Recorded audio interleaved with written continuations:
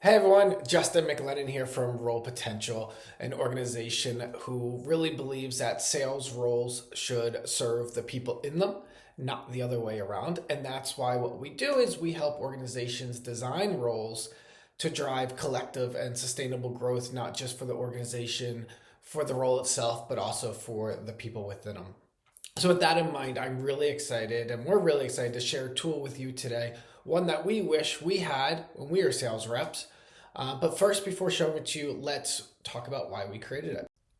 So let's take a look at these two figures in this little animation. One, you're going to see slumped over, unhappy, and they're carrying a way bigger pack than the other person who's happy and moving very, very quickly. And I imagine, just like myself, we've all felt like one of these figures at some point in our life.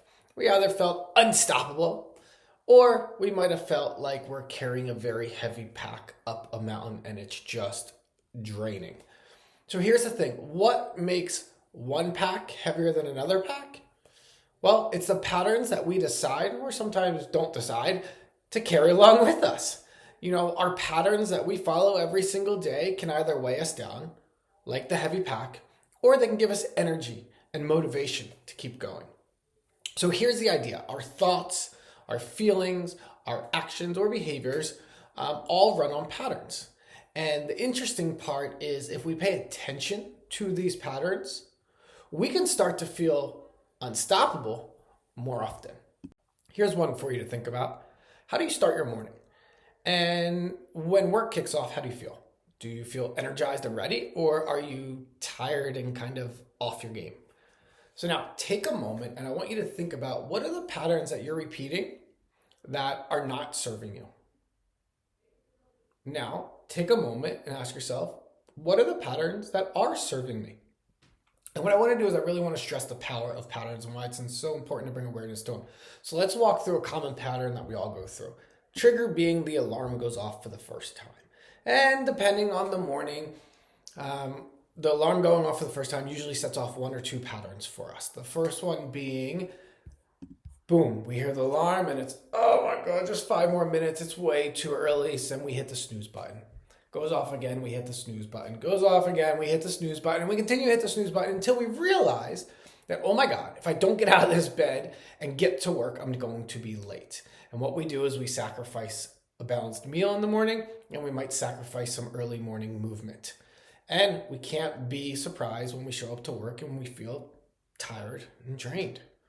Now, let's look at the other pattern. The alarm goes off for the first time, but this time you start to feel, oh, it's go time. Let's start this day off right?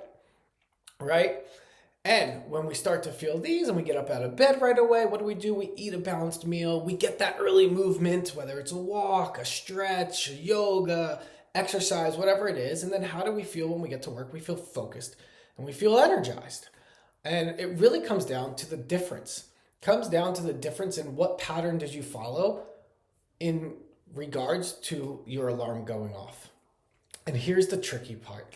The unhelpful patterns, hitting the snooze button over and over, they usually start off very, very small. It's a slight hesitation there, a slight hesitation over here. It's a thought like, I'm not ready for this call. Or a thought like, oh, we always get beat on pricing. And over time, these little tiny thoughts, they stack up and they become mountains or limiting beliefs. And limiting beliefs are assumptions that really shape how we show up and what results we get. Unfortunately, they're limiting, so the results aren't great. But let's bring it to sales. So ask yourself, how do you show up before a call? What's your pattern? What's your ritual? What's your habits? Does that change if you're doing a cold call versus a closing call? How do you react after a win? How about after a loss, right? Here's the thing. While strategy and technique are really, really important in sales, they're only half the story. The other half are our patterns, and that's why we got to understand the power in them and we got to bring awareness to them. It's the little habits, the stuff that you do, whether it's consciously or unconsciously, that either are going to build your confidence or they're slowly going to chip it away. In sales, we got patterns everywhere. Before phone calls, how do you prepare for it? What's your mentality? What are the thoughts running through your head? During a sales call, what are you thinking? What's your opener? Is it just, hey, how's the day going, right?